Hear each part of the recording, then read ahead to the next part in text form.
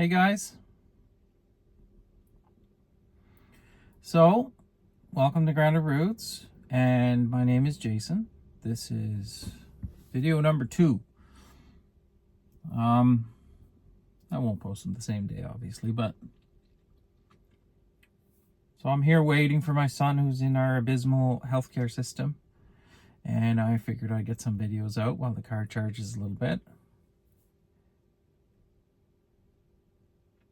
And I wanted to talk about my daughter. I don't talk about my children or my I mentioned Amanda quite a bit, but I want to talk about her because, well, I've had a glaring improvement in our relationship, to be honest. So I have 3 children, and she is the middle child, and of the three children, our relationship has been the most strained, the most difficult. And a lot of that has to do with, well, my relationship with women in general. So I wasn't shown unconditional love very much in my life by women.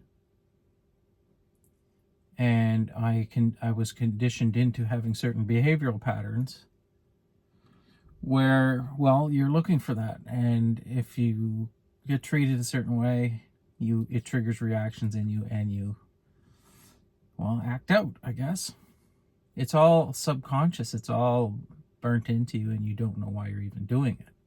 So that was a huge part of it. You know, once she reached a certain age and she started talking back, which was quite young, she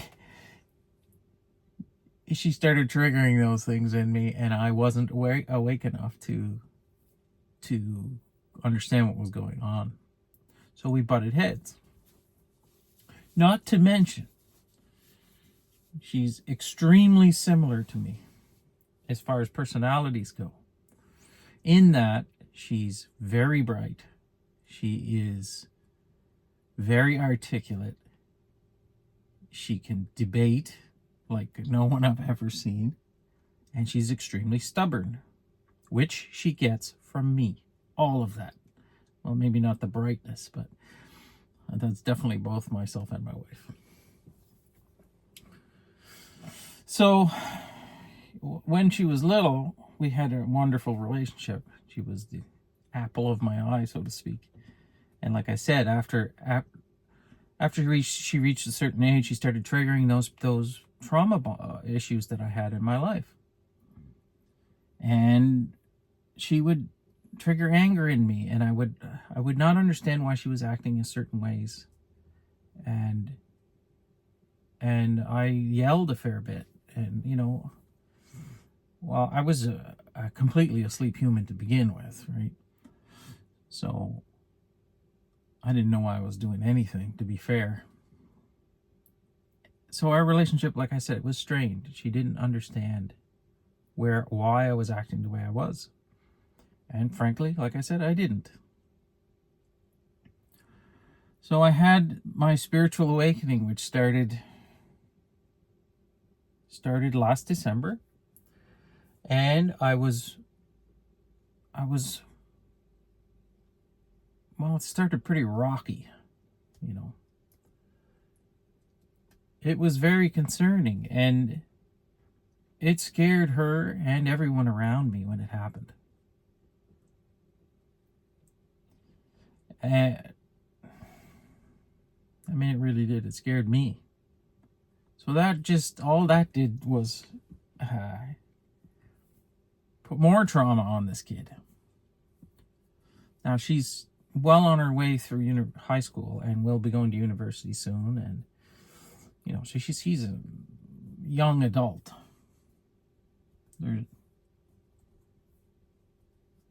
But for the last 6 months or so, when I finally got to the point where I understood what I had done and how it had affected her, and I apologized for it, and I explained why, things have gotten quite a bit better. Like a lot better, not quite a bit.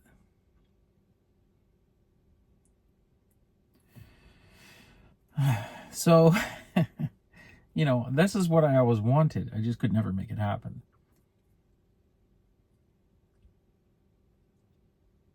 Recently, she had a paper she had to write. I can't remember which class it was for. I believe it was English. And she chose to write the paper about me and my transformation this year. Now, I wish I had it because I would read it. It's only a couple of pages long.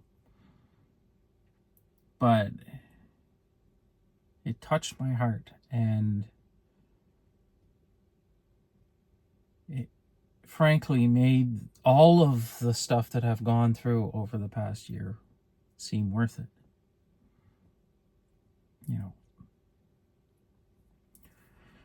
By itself, alone, it would have been enough. If I had known that that's all I was going to accomplish with doing all of this work, it would have been enough.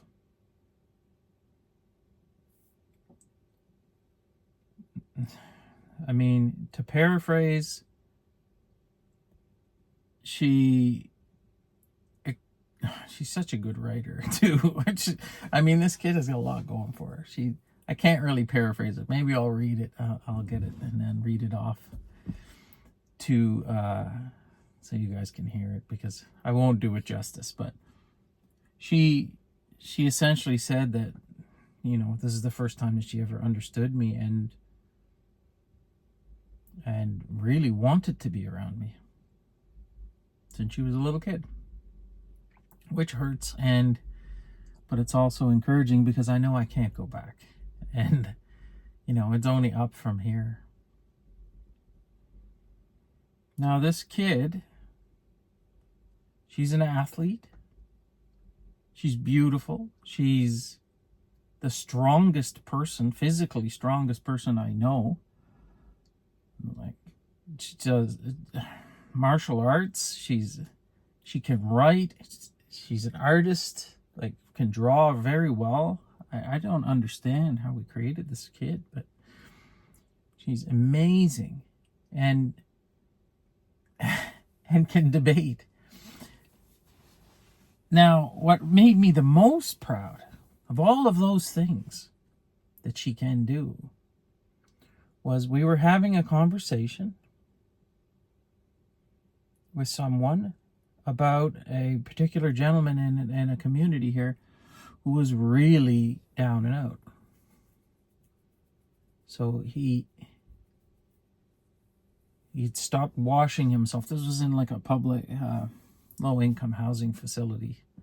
He'd stopped washing himself. He was an alcoholic. Nobody would visit him anymore. He was gotten so bad, like a hoarder type situation.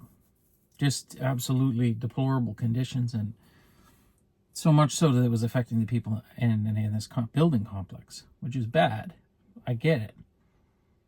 And, it's terrible. And I felt really bad for this guy because he obviously has excruciating depression and mental health issues, without a doubt.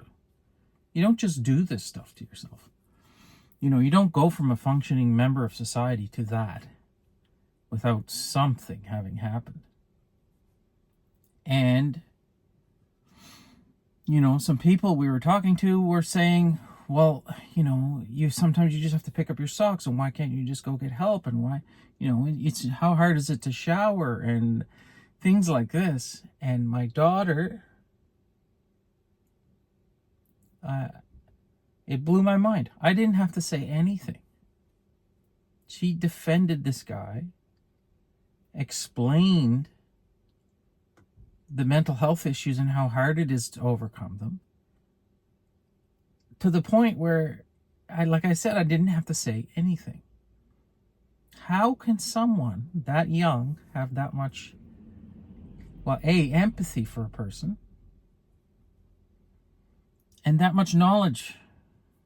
Just just naturally knows.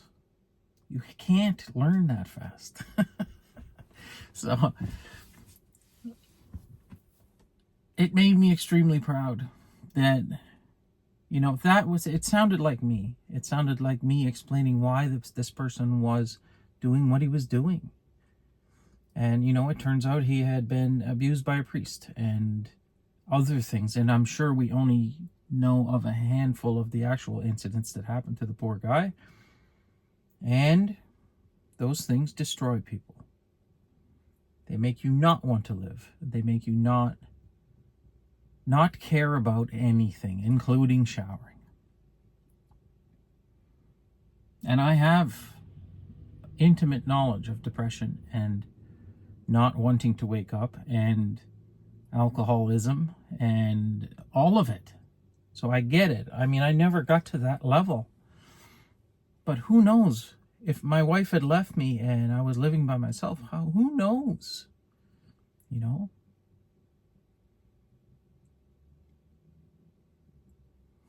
I reached a point where I can look at everyone and I can see the human in them, and I have nothing but empathy for all of them. I don't know how I could walk by a homeless person who's is panhandling and not give them something. If you had gone through the things that person had gone through in that body, in that life situation, you would be in exactly the same spot they are. Just let that sink in. Exactly. No, there is no difference between them and you. You're not better than them. You just got lucky. And by lucky, I mean you wrote this for yourself. So anyway, but I'm getting off topic. My point is that I was just proud that, everything that she does is amazing to me. And, with all of the strained tensions on our relationship before, how much better it has gotten over the last 6 months. I'm looking forward to a future with this kid, and she was not a kid anymore, and I'm looking forward to seeing what she can do, and in being involved in it now, where she'll let me in, where she's not afraid of what her dad's going to say or do.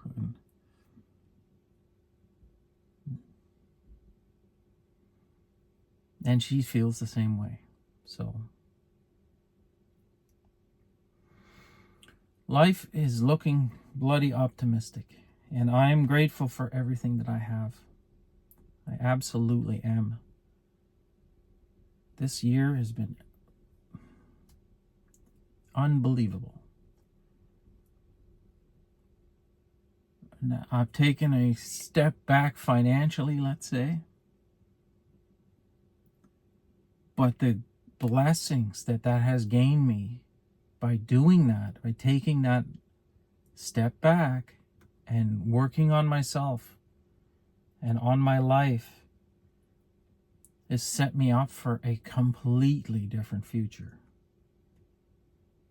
So I'm extremely grateful for what I have, and I'm excited to see what the universe is going to do for us as a family. What is it going to push into our life now that we finally figured this out, and how to live properly in this world? How to manage this matrix the way it's supposed to be managed. This brings me to my free will thoughts. I honestly don't think you have free will until you get to the point where you are making these types of decisions, the good decisions. You're on a path, you're going through life, you're on the train tracks, because if you weren't, you would never go through all the stuff you went through before you started to awaken. However, once you start to awaken, I think you have options. They all end up in the same spot. Like, say, beginning, choice points, end result. You're going to end up here, but you get to pick your path to it. And that's where I think free will comes in, down here. They're all good paths, because they have to be. You're going to end up at the end result. But I think that's where you start to get actually making choices. Before that, you would never choose to go through any of that stuff. So I just don't think it exists. I think it exists when it's supposed to start existing, and that's right now. So like I said, I'm looking forward to these paths that we're going to travel down as a family, as a group. We're here as a soul tribe. This little firecracker of a... She's not little at all, but she's taller than me. But this amazing human being that I've been privileged to raise to this point gets to be in my life, and we get to go down a path together. I get to help her and watch her grow and have her kids and get married and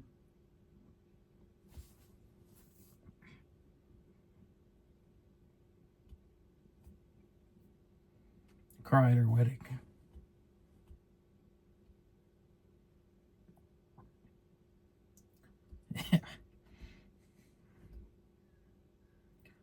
Oh, what a gift.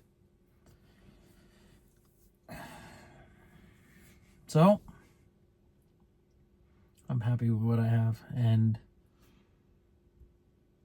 like I said, I'm excited for the future. So I think I'll leave it there. Like I always say, I hope this video finds you well. I love you all, and we'll see you tomorrow.